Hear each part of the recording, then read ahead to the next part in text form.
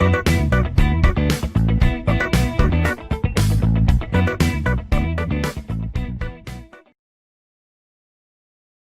hey guys, welcome to lecture 3 of module 1. In lecture 1 and lecture 2 we were discussing the topic frequency domain sampling and reconstruction of discrete time signal. Let me recall what and all the things we did in lecture 1 and lecture 2. So from where we started from DTFT equation, right? So how does the DTFT equation we have? It is x of omega is equal to summation n varying from summation x of n, and since x of n is this non-periodic signal, so n is varying from minus infinity to infinity e power minus j omega n, right? So we called it as equation 1. Now since x of omega is periodic with fundamental period 2 pi, what we did was we have sampled this omega from 0 to 2 pi with how many samples? N number of samples, right? And since to get the samples we had an index called as k, where k was varying from 0 to n minus 1 since we sampled n number of samples. Okay, if I put this omega value in equation 1, what we get is x of 2 pi by n into k is equal to summation n varying from minus infinity to infinity x of n e power minus j 2 pi by n into k into n, where k is varying from 0 to n minus 1, right? We called it as equation 2. Now since this is an infinite length discrete time sequence, we split this summation into infinite number of summation, where each summation had n number of samples, right?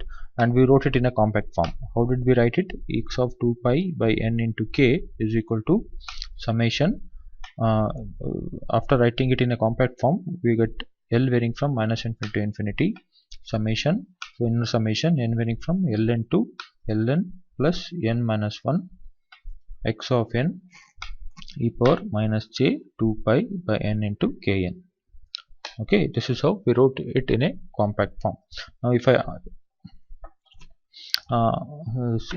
and we did some mathematical simplification and we wrote it in the form of periodic signal. How did we write it?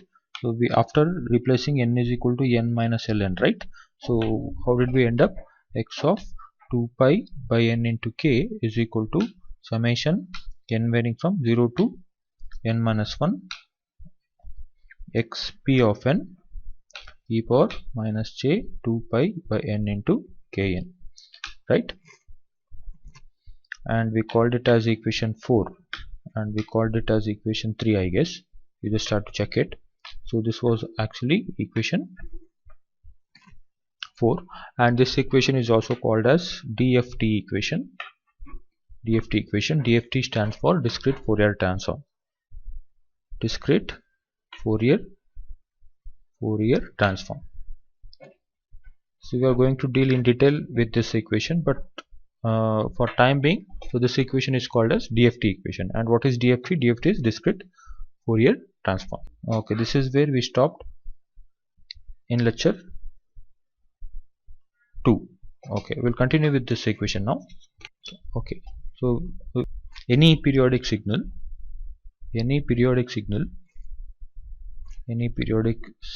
or signal sequence xp of n. So p stands for periodic. Okay, xp of n can be represented or can be expanded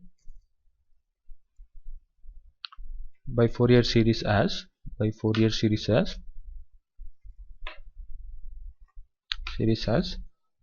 you know this equation. So xp of n, so it's a periodic signal, right? So I can expand it in Fourier series as summation ak, where ak is the Fourier coefficient and k is varying from 0 to n minus 1. So we have totally n Fourier coefficient. Okay, so e power j 2 pi by n into kn, where n also is an integer. It is varying from 0 to n minus 1. We'll call it as equation 5. Okay, so where as I told you, ak is a Fourier coefficient, right? Ak is Fourier coefficient and it is given by, so where ak is Fourier coefficient,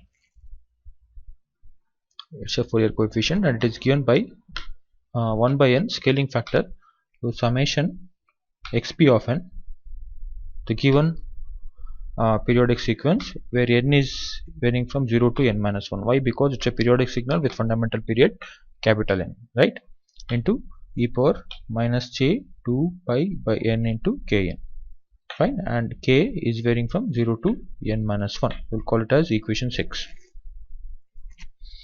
Okay, now so comparing equation 6 with 4, equation 6 with equation 4. So what do we have? This is our equation 4, right? So this is our equation 4 and this is our equation 6. If I compare, what do I get? So ak is equal to 1 by n into this entire thing is what? X of 2 pi by n into k, right? Because summation n varying from 0 to n minus 1 xp of n e power minus j 2 pi by n into kn. Here also I have to carry the value k is varying from 0 to n minus 1. Okay, so I can write ak as 1 by n into x of 2 pi by n into k, right? Okay, alright, I'll do that. So what do I get? ak is equal to 1 by n into x of 2 pi by n into k, right? Where k is varying from 0 to n minus 1. Now what I'll do to substitute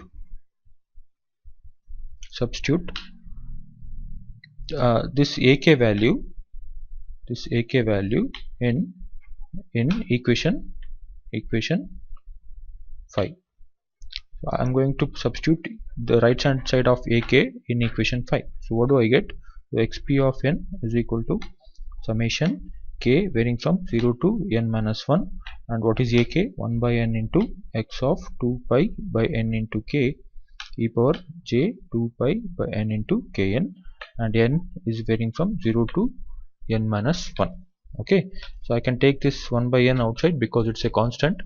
So xp of n is equal to 1 by n into summation k varying from 0 to n minus 1 x of 2 pi by n into k e power j 2 pi by n into kn, and n is varying from 0 to n minus 1.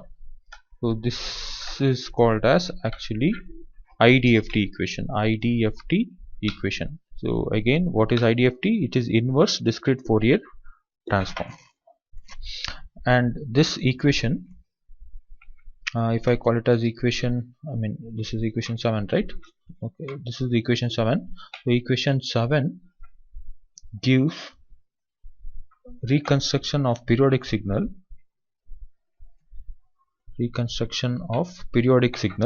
this periodic signal xp of n from the samples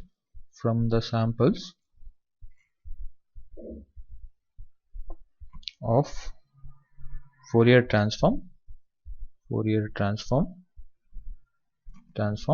x of omega, which in the earlier part of derivation we have discussed. Okay,